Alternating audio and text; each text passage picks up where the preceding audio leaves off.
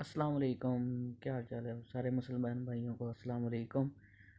اور آج کا موضوع ہے کہ حلال و حرام میں پہچان۔ تو بعض کافی دفعہ نوٹ کیا کہ جو دنیا میں اس وقت جو چل رہا ہے کہ لوگ جو ہے حلال اور حرام میں پہچان نہیں کر رہے، کیونکہ صرف پیسے کمانے کی ہی دوڑ لگی ہوئی ہے۔ اگر کوئی ملازم ہے یا کوئی افسر ہے یا کوئی بھی عہدے پہ ہے تو وہ اپنی محنت کی کمائی کو ایک ذرا سی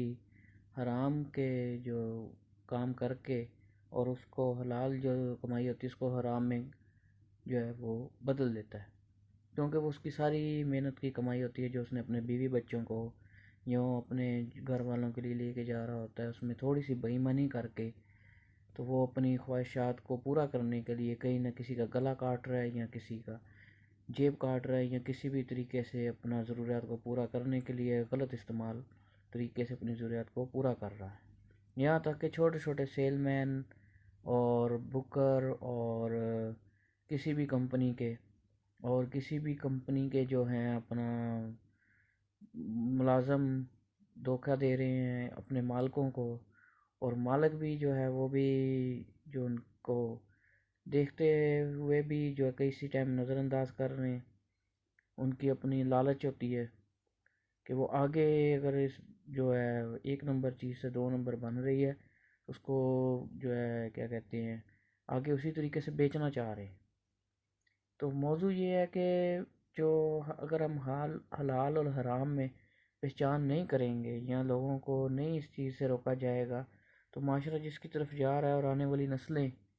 تباہ ہو جاتی ہیں، جس سے لوگ کہتے ہیں، والدین کہتے ہیں جی ہم نے تو ساری عمر بچوں کو پڑھایا لکھایا پلایا، اور اینڈ پہ بچے جو ہیں وہ فرما بردار نہیں بنے یا وہ ہمارا کہنا نہیں مانتے یا وہ کیا کہتے ہیں کہ ہمارے کہنے میں نہیں ہے، تو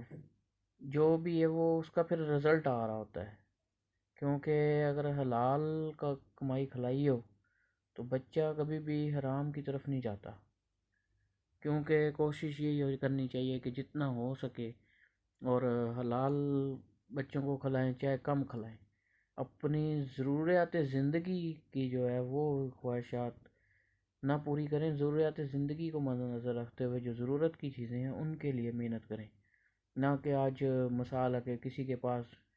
گاڑی ہے اس کو دیکھ کر ہم اپنے لیے گاڑی بنانے کے چکر میں کسی کا گلا کاٹ رہے ہوں اور کسی کی جیب کاٹ رہے ہوں، اور وہ پیسہ ایسا بچتا نہیں ہے، کیونکہ وہ ایک نہ ایک دن آپ کے ہاتھ سے نکل جانا ہوتا ہے، ختم ہو جانا ہوتا ہے، اور ویسے ہی جیسے آپ نے اس کو کمایا ہوتا ہے اور ویسے ہی وہ آپ کے اوپر لگ جاتا ہے، یا آپ کی اولاد بگڑ جاتی ہے یا کوئی زندگی میں مسئلہ بن جاتا ہے۔ کیونکہ جب مسلمان ہونے کے ناطے ہم حرام کمانا شروع کر دیتے ہیں اس کی لت لگ جاتی ہے، اس کو چھوڑنا بہت مشکل ہو جاتا ہے، اور اسی لیے کہ جو ہے ہمیں لوگوں کو جو ہمارے علماء کرام ہیں وہ بھی تبلیغ کرتے رہیں،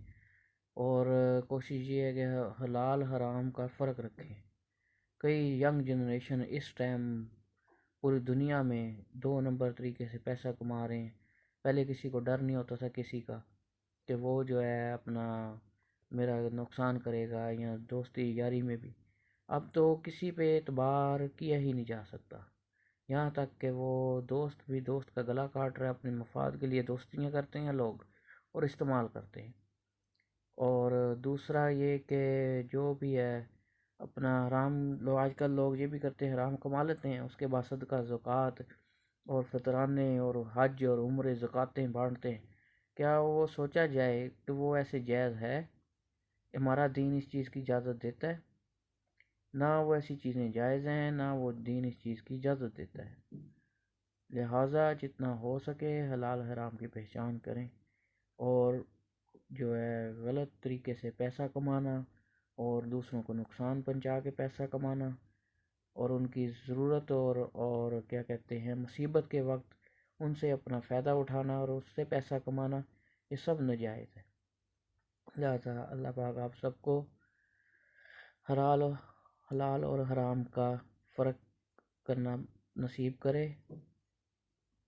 میری سب کے لیے دعا ہے۔ السلام علیکم۔